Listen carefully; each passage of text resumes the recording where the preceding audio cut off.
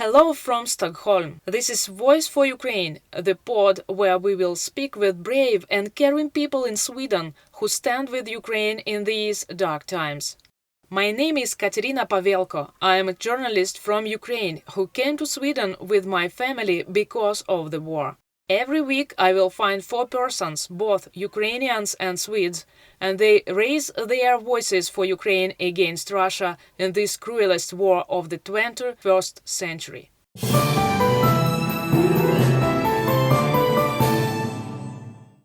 Could you please, Natasha, introduce yourself? Tell a little story about how you came to Sweden and from where and why.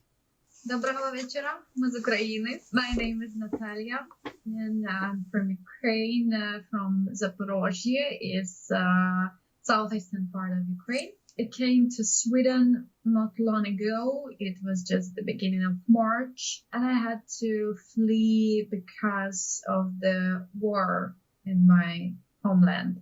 Do you remember what was your plan on February 24 or for this spring? I remember this day really nice because my husband's family wrote me a postcard asking how I'm doing, and they just wanted to know if I'm okay, because these rumors were spreading everywhere that something bad is going on to happen.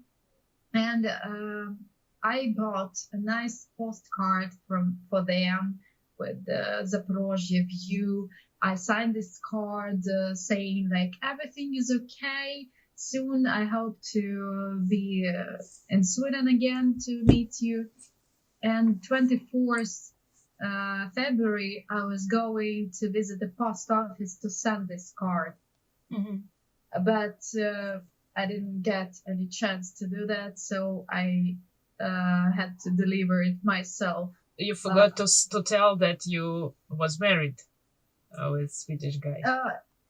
Yeah, I am married to Yeah. Swedish, and that's why I was going to get the residence permission to live here in Sweden. And of course, all my boxes and bags prepared for moving are still there in Zaporizhzhia, waiting for the peaceful time. If some Swedish people want to help Ukrainians here in Sweden, what they have to know about these psychological problems maybe or conditions of Ukrainians when they came to Sweden? People just wondering how to help, and they start asking, how do you feel? What's going on there in your homeland? It makes people cry hard because helping with some clothing, some housing, it's a really good thing.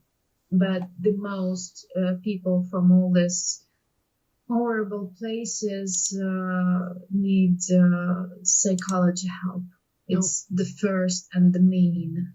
Natasha, could you tell me about your way here in Sweden, how you have this adaptation period, and what are you doing now for Ukrainians here and in Ukraine? Getting here took me like around 3 days. I had a long trip. First day here, when I finally got to Stockholm, where my husband met me. First time during all this hard war days, I let myself to cry, and I couldn't stop for quite a long time. But in the morning when I woke up, I had this survival syndrome. I blamed myself that I'm in comfort, I'm sleeping in a good hotel, I'm having a nice breakfast, and people there suffering. They can't sleep even in their own bed. I really felt guilty. To try to change this feeling, I was searching, how can I help those people? And here in Umeå, I found a group on Facebook I could help to Ukraine from Umeå. It's our Ukrainians who live here for quite a long time, and they started this charity warehouse. They started this charity organization to help Ukraine with the humanitarian aid packet and deliver to Ukraine.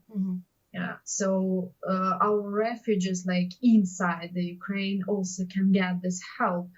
And you organized this shop, and could you please explain how it connected with dignity of Ukrainians here in Sweden? This mental thing of our nation is dignity. Like we used to earn ourselves everything. Like to get something for free, we mostly refuse because we were taught from our childhood that everything for free isn't good. And the shop was the idea so they can feel like in normal life as they walk into the shop and they buy whatever they want. They have clothing hang on normal hangers. They don't need to dig in these boxes because for some of them it's kind of traumatizing. Not a good thing in this situation because they already been traumatized because they have to leave everything they had, and for now they want to keep their dignity. I even found an article about the red lipstick during the war.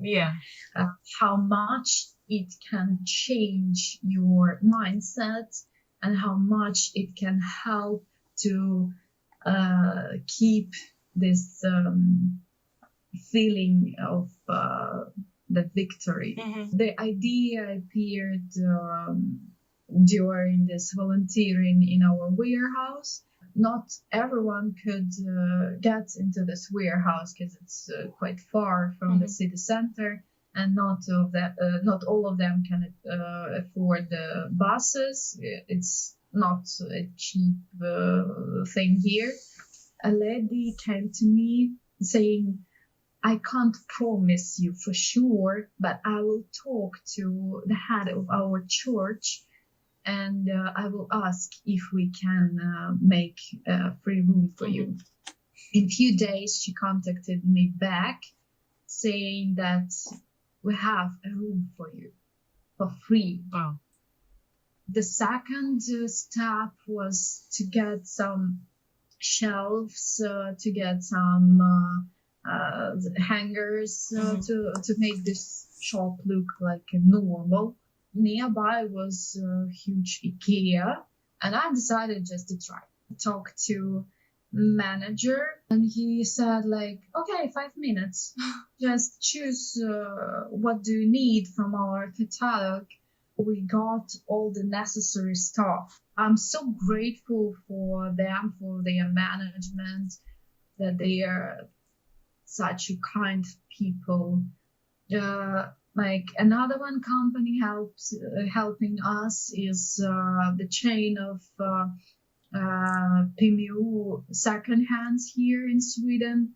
We receive a lot of help from the Komatsu workers and a lot different companies. And maybe you can give the best advice to Ukrainians who came here, maybe something that will help them to catch this help. Don't give up. Try to cheer up each other. Try not to sit and wait for help. Just dig in. Try to move. Try to get involved in some of these volunteering processes. You also can help yourself, helping other people. Companies here, people here, help Ukrainians as much as they can. You are not alone. This was Voice for Ukraine, the pod where we will every week speak with the brave and caring people in Sweden who stand with Ukraine in these dark times. If you want to share your story with us, please send it to email voiceforukraine@voice.ce. Slava Ukraini! This was Voice for Ukraine. If you want to share your story with us, please send it to email voiceforukraine@voice.ce. Слава Україні!